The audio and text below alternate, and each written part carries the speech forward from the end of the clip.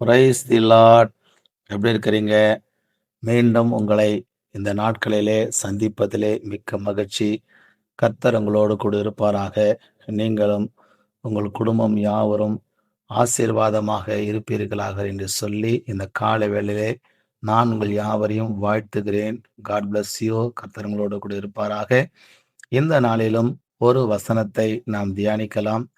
ரோமருக்கு எழுதின நிருபம் 9வது அதிகாரத்திலே அதுல சொல்லப்பட்டிருக்கிற 13வது வசனத்தை நாம் வாசிக்கும்போது, அப்படியே யாக்கோபை சிநேகித்து ஏசாவை வெறுத்தேன் என்றும் எழுதியிருக்கிறது. பிரியமானவர்களே, இங்க ஆண்டவராகிய தேவன் சொல்லியிருக்கிறாரு, யாக்கோபை தேவன் சிநேகித்தாராம். யாக்கோபு என்று சொன்னால் தட்டி வீழ்த்துகிறவன் என்று சொல்லி அர்த்தமா. இங்கே யாக்கோபை தேவன் சிநேகிக்கிறார், ஏசாவை வெறுக்கிறார்.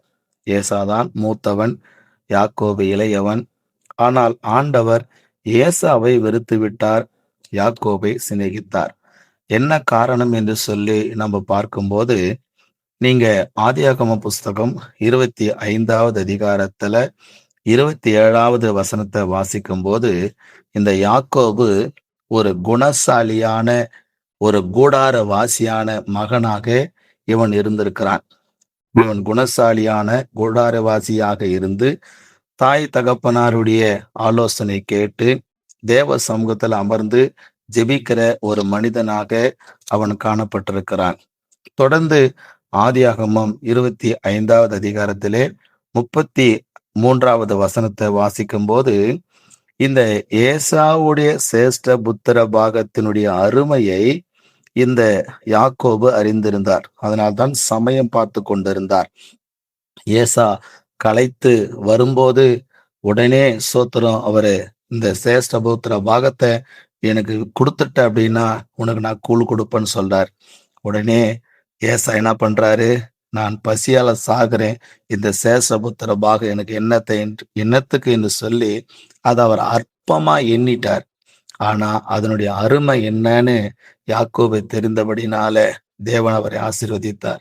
3வது ஆதியாகமம் 27ஆம் அதிகாரம் 42 44 வரை நீங்கள் வாசிப்பீர் என்று சொன்னா, பெற்றோர்களுக்கு கீழ்ப்படுகிற ஒரு மனிதனாக அவன் இருந்திருக்கிறான். அது நிமித்தம் கர்த்தர் அவரை ஆசீர்வதிச்சு தேவன் மேன்மைப்படுத்தியிருக்கிறார். 4வதாக ஆதியாகமம் 28ஆம் அதிகாரம் 10-15 வரை வாசிக்கும் போது, ஒரு எதிர்கால தரிசனம் உடையவராக அவர் இருந்திருக்கிறார். அந்த எதிர்கால தரிசனம் அவரை ஆசீர்வாதத்துக்கு நேராய் கொண்டு வந்தது. 5வது ஆதியாகமம் 31ஆம் அதிகாரத்துல 38-42 வரை வாசிக்கும் போது, பொறுமையும் பொறுப்பும் உடையவனாக அவர் இருந்திருப்பதாக சொல்லப்பட்டிருக்கிறது. பிரியமானவர்களே, தேவன் உங்களை ஆசீர்வதித்து மேன்மைப்படுத்த வேண்டும் என்று சொல்லி நீங்கள் விரும்பினால், தேவ சமூகத்தில் அமர்ந்து ஜெபிக்கிற பிள்ளைகளாய் நீங்கள் மாறுங்க. கர்த்தர் உங்களை ஆசீர்வதித்து மேன்மைப்படுத்துவாராக. ஆமென். உங்களுக்காக ஜெபிக்கிறேன். பரிசுத்தமுள்ள தெய்வமே, இந்த நல்ல ஆசீர்வதிக்கப்பட்ட இந்த காலை பொழுதுக்காக நன்றி செலுத்துகிறேன். ஏசாவை வெறுத்ததாக, யாக்கோபை சிநேகித்ததாக சொல்லப்பட்டிருக்கிற ராஜா, ஆண்டவரே, இந்த யாக்கோபை சிநேகிப்பதற்கு தேவ சமூகத்தில் அமர்ந்து ஜெபிக்கிற ஒரு மனிதனாக, சேஷ்டபுத்திர பாகத்தினுடைய அருமை தெரிந்தவராக, பெற்றோர்களுக்கு கீழ்ப்படிந்து நடக்கிற மனிதராக, எதிர்கால ஒரு வெளிப்பாடு உடையவராக, பொறுப்பும் பொறுமையும் உள்ளவராக இருந்தது நிமித்தம் அவரை ஆசீர்வச்சிருக்கிறீங்கப்பா.